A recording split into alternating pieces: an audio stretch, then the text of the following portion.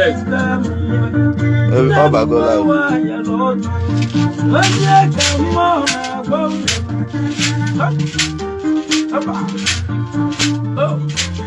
And I like having some everything.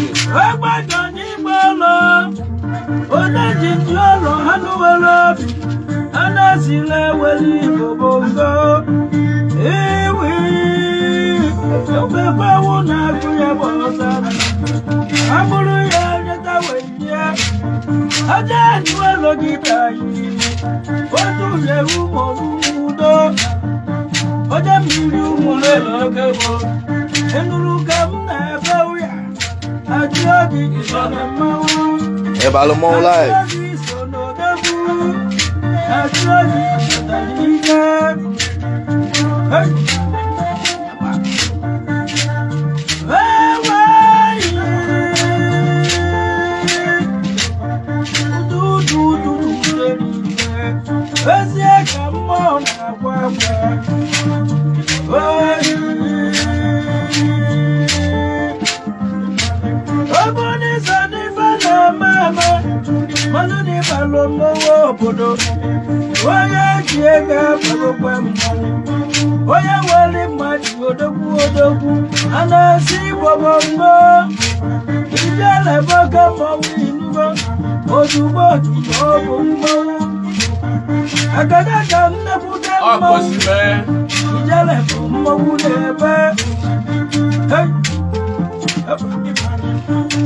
Makano na je Balmont, no ye gulu ne Balmont ko on live.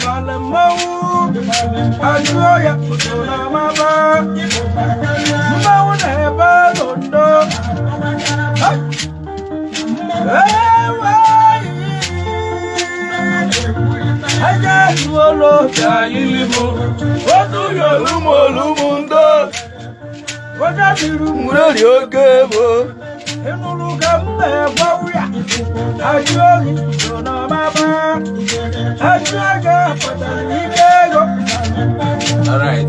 Oh, that's it. Oh, now my good now. Ivanara Kebonado. Oh, the good money you were doing to Balmont. The Madame Aquelo Balmont. I was a guy missing young Guamo. And as a guy told you, couldn't man up a Malo Balmont. Tata mụ na Michael Udegbu ịnọ. Udegbu ikene na Ọraneze. Ọraneze na ekene unu. Ọ na-akpa mma ọnụ na-eri n'ọka. Mụ na ha na-anọ na studio ọga mpemba akpa mma n'ọka. Ezigbo onye obodo. Ha bụ injinia marụ ịbalụ mmọnwụ. Ọ bụrụ onye ụzọ, ọ bụrụ onye ile. Ọ na ụka ka anyị nọ wee na-arụ ịbalụ mmọnwụ. Ọraneze unu anụgonu ibe Mike Udegbu kwuru maka ndị na-ajụ ajụjụ ịbalụ mmọnwụ. Unu anụghị n'ọrụ ịbalụ mmọnwụ na onwe Chief Michael Udegbu Okwokoyolo. Odogwu Igbo bụ karịrị. Igbo bụ karịrị. A sị na eji ga-abago mmọnwụ. Na na-ajụ ihe ga-abaha mmọnwụ. Kedu ihe agwazi ndị egwu ha anaghị aga nke ọma? Kedu ihe agwa ndị egwu? Na-agwa ndị egwu ha ga nke ọma bụ na asị nọọ ọka utu dike mụrụ odogwu n'obi ahụ na-ebute otu njeni na mmadụ ga ezigbo studio like bịa na nke akpa mma ọnụ na-eri elu n'ọka ihe ma ọ dilect ya ma wepụta obi n'ọrụ ọrụ kụzie elu ma gbazie elu ụzọ nke na-adọrọ m ọsị nke adọrọ ma nke bara ọsị na nke aba na ga eji ga-esi mmiri ị na-aghọta na ndị egwu ha agaghị afịa egwu aka ga-aga afịa na mmadụ abụrụ Chukwu mara mmadụ na-enyere ibe ya aka na ihe Chukwu si mmadụ ya bụ ka ọ gaghị abụ ya ọ bụrụ eziokwu bụrụ ilu bụrụ atụ bụrụ okwu ị na-aghọta Ọraneze ekene m unu ọ ya adịrị unu mma unu anụgo n'ọnụ okwu onye olo ọ bụ ọgwa n'ike m ka m ji alụ ya bụ egwu mana ọnụ site na amara ndị nwe obodo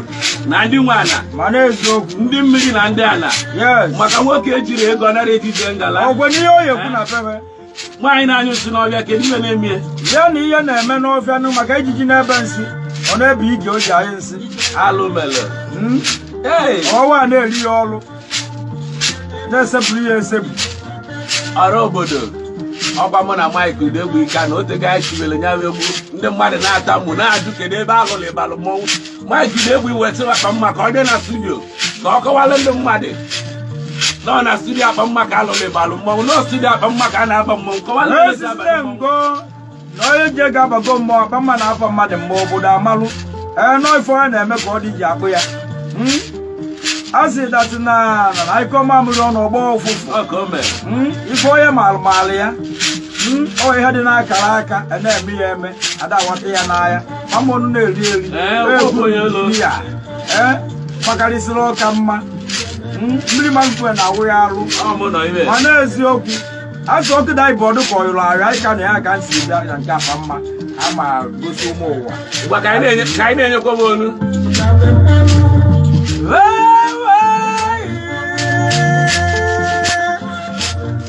ndepụta mmọnwụ na-ebe abụba igbo ude n'ọgwe onye ụlọ mmụọ na-ebe ajụ owe abalị mmọnwụ ego ajụ owe ebutere ike ajụ owe etiri ya ike na mmụọ na-ebe ọlụ ndo na mmọnwụ na-ebe ọlụ ndo onye ụlọ igbo bakarịa onye ụlọ igbo bakarịa mama n'ọka ịbalị mmọnwụ haba wewe n'otu nwoke wewe onye Igbo na-ebe onye ụjọ na-esilo mmọnwụ akpa mma n'oge